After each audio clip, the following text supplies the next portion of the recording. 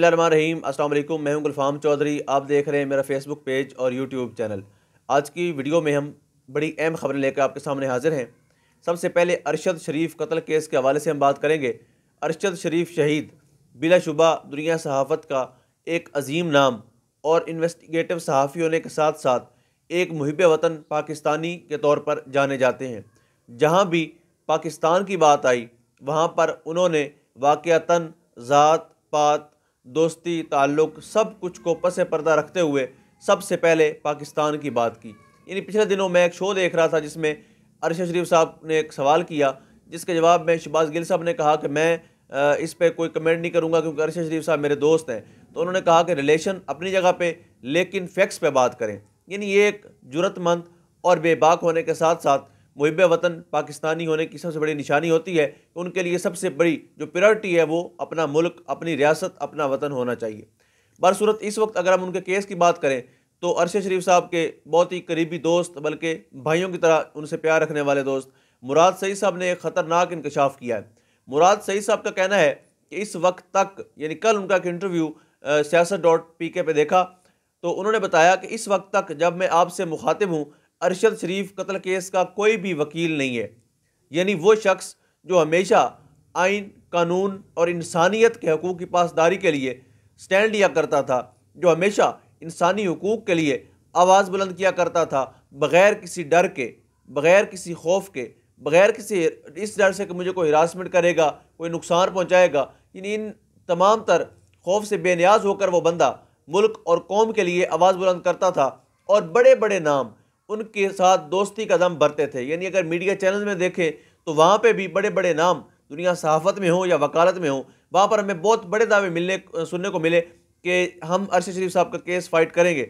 लेकिन कितनी unfortunate situation है कि इस वक्त उस फैमिली का कोई पुरसान हाल नहीं है जिनका एक ही सहारा था और वो आखिरी सहारा भी अपनों ने छीन लिया।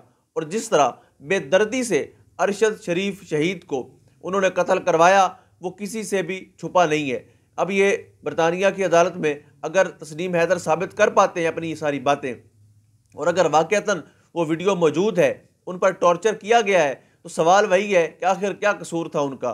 क्या यही कि वो सच बोलते थे? क्या यही कसूर था कि वो हमेशा पाकिस्तान के लिए आवाज़ बुलंद करते थे, पाकिस्तान के लिए बोलते थे, पाकिस्तान के लिए ही वो अपना जीना मरना पाकिस्तान के नाम किया हुआ था उन्होंने? बरसूरत इस वक्त बड़ी अनफॉर्चुनेट सिचुएशन है और इंतहाई दिल दुखा देने वाली खबर है कि इस वक्त तक उनका कोई वकील नहीं है। उसके बाद अगर हम बात करें, डॉक्टर शीरीन मिज़ारी ने एक बहुत बड़ा दावा किया है। उन्होंने दावा किया है कि पाकिस्तान के अंदर जो इम्पोर्टेड हुकूमत लाई गई डॉलर के दम पे, साजिश के नतीजे में एक रजीम चेंज हुआ जिसके नतीजे में ये हुकूमत बनी। उनका कहना है कि पाकिस्तान अमेरिका को हवाई अड्डे देने के वायदे कर चुका है, दे चुका है, और बिलावल भुट्टो जरदारी को सिर्फ इस वादे पर कि आपको पाकिस्तान का अगला प्राइम मिनिस्टर बनाएंगे, नेक्स्ट पीएम बनने के लिए जरदारी साहब और बिलावल की ये डील हो चुकी है अमेरिका से कि हम आपको हवाई अड्डे देंगे जिसको आप इस्तेमाल करके अफ़गानिस्तान में कार्रवाइयाँ कर सकेंगे। तो याद रखें, जब आप अड्डे देते हैं, जब कोई इस तरह की ताकत इन्वॉल्व होती है तो डेफिनेटली डॉलर तो आता है। और अगर हम पाकिस्तान पीपल्स पार्टी का माजी देखें तो इन्होंने पहले भी इतने ड्रोन करवाए हैं, यानी सबसे ज़्यादा ड्रोन पाकिस्तान पीपल्स पार्टी की गवर्नमेंट में हुए हैं। यानी अगर कोई मुझसे पूछे कि आपको पीपल्स पार्टी से इस कदर उलझन और नफरत क्यों है, तो मैं यही कहूँगा कि ये जरदारी एंड कंपनी, ये वो लोग हैं जिन्होंने मेरे पाकिस्तानी भाइयों को लाखों की तादाद में जो है वो मौत की नींद सुलाया अमेरिकन ड्रोन के ज़रिए। यानी इन्होंने वायदा किया, बल्कि इन्होंने रिपोर्ट दी कि जी मुशर्रफ आपको बेवकूफ़ बना रहा था, वो आपसे डॉलर ले रहा था, लेकिन वो आपके ड्रोन जो हैं वो रॉन्ग वे में यूज़ कर रहा था। इट्स मीन दैट कि वहाँ पर वो गिरवा रहा था जहाँ पर आबादी नहीं थी, तो वहाँ तो कोई नुकसान नहीं हुआ। इन्होंने अपने अच्छे बच्चे बनते हुए उनके साथ मिलकर पाकिस्तानियों का खून पहले भी बहाया और अब भी ये वो इरादा रखते हैं। तो शीरीन मिज़ारी का ये दावा है कि बिलावल भुट्टो को इसीलिए वज़ीर ख़ारजा भी बनवाया गया, इसीलिए उनको नेक्स्ट पीएम का वादा भी किया गया, और कुछ नामालूम ताकतें जो है वो जोर भी लगा रही हैं बिलावल भुट्टो को वज़ीर आज़म बनाने के लिए। बरसूरत उनका ये दावा है कि अमेरिका को अड्डे देने के लिए ही ये सारा कुछ किया जा रहा है।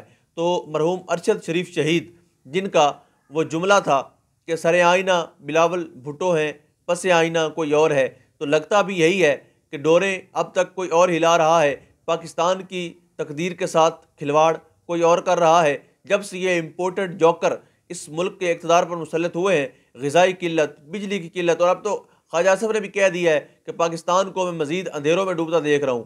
اللہ رحم کرے کہ پاکستان کا وزیر دفاع ایسی باتیں کر رہا ہے تو آپ خود سمجھ جائیں کہ پاکستان کو کس نہج پر پہنچا دیا ان امپورٹڈ جوکرز نے اور ان کے سہولت کاروں نے، رجیم چینج آپریشن کے اعلیٰ کاروں نے۔ برصورت اللہ رب العزت وطن عزیز پر رحم فرمائے۔ پاکستان زندہ باد۔